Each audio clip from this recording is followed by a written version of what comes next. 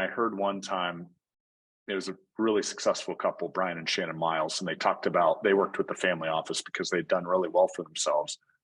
And they basically said one of the things that family office told them is, we are working on a financial plan and a legacy for the grandchildren that you haven't even met yet. And if you look at it through that lens and the power of the work you can do in like 60 minutes, 90 minutes in your office with someone's life savings literally in your hands, and you can turn that into a plan that will outlive them and bless their grandchildren or great grandchildren, that's insanely powerful. But you have to be looking through that lens, not the, oh, got to close a 500K case today, you know? And so is there any other thoughts that you all have there? Because I'm picking up a lot of that from you all, like, man, this is really powerful work we do. We're confident in the work we do. And with that, like, it's worth something, and it's going to take the joint responsibility of the other side of the desk of saying, hey, we want that too. So what are your guys' thoughts around that? Yeah, I mean, I agree. And we stole that line from them as well. We used that one. Oh, do you use that? Nice. Oh, yeah. We use it all the time. It's awesome. Love it. How's it hit? How's it hit in meetings? Do you see like a little like light bulb or aha go on? Yeah, I think so. I think there's a lot of things, we say. It's funny, a lot of the meetings we're using language like that. There's one in particular recently where the husband and wife both kept going, oh, yeah, oh. So it's like very like they're having this like, wow, this is not what I expected kind of meeting. And that's what we don't want it to be. What they probably see literally right across the street from our office is Merrill Lynch, Morgan Stanley. There's another one in the building over there, I forget who it is, that they're sitting down. Each of them have their magic black box that they're going to beat the market, right? And they're going to get a different pitch as they go to each office until they come over to us. And we don't talk about our investment philosophy at all in that first meeting. So I think it's for us, it's that mindset like we talked about before, like, what are we trying to accomplish in this meeting? And how are we different? And what is the end result for the client? So it's great to talk high level about all the things we do, but okay, what does that mean to you? What does that mean to you, Mr. and Mrs. Jones? Like, if you work with us, ultimately, we're going to empower you to live beyond what you thought in retirement, beyond what you thought was possible in retirement. And that's kind of our brand manifesto. And so they start thinking like that. And what that does for you is we're going to take care of all these things in your, our trademarked elevated retirement plan.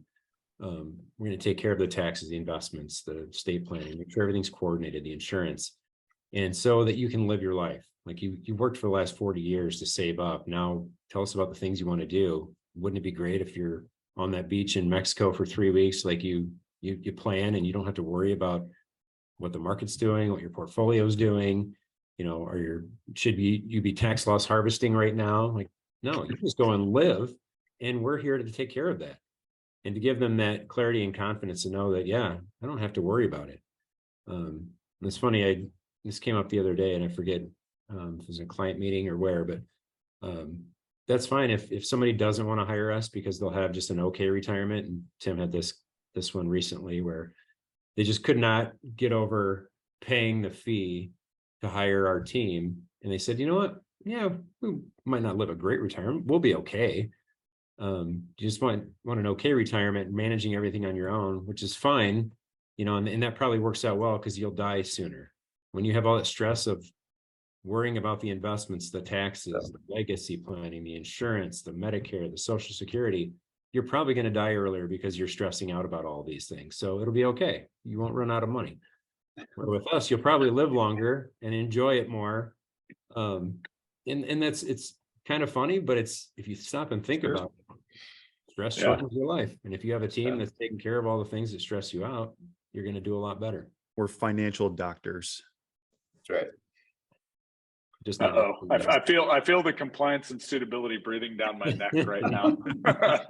That's okay. Nick's the chief compliance officer. Hey, we are allowed to joke on these things, right? So to me, there's a couple ideas there.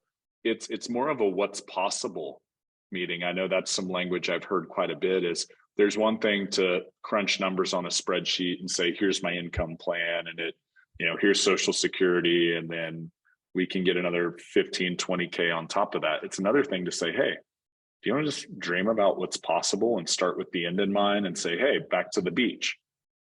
So how many weeks would you be spending on a beach each year?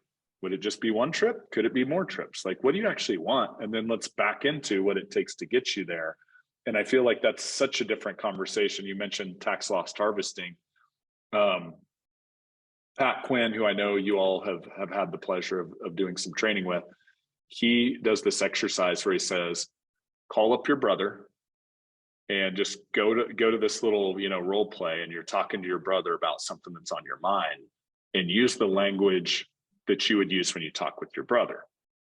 And it wouldn't be like, hey, I'm really staying up tonight, and I was just, man, I couldn't get to bed. It was like, I just couldn't get this tax loss harvesting thing out of my head. It just, I couldn't get to sleep.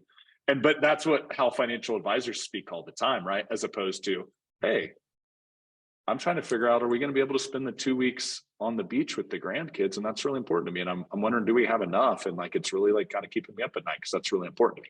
That's the sort of conversation you would have with a brother or sister, And I just think sometimes we don't think like humans, like back to the curse of knowledge. It's like, that's not how people talk. So why do we talk that way so often in this business?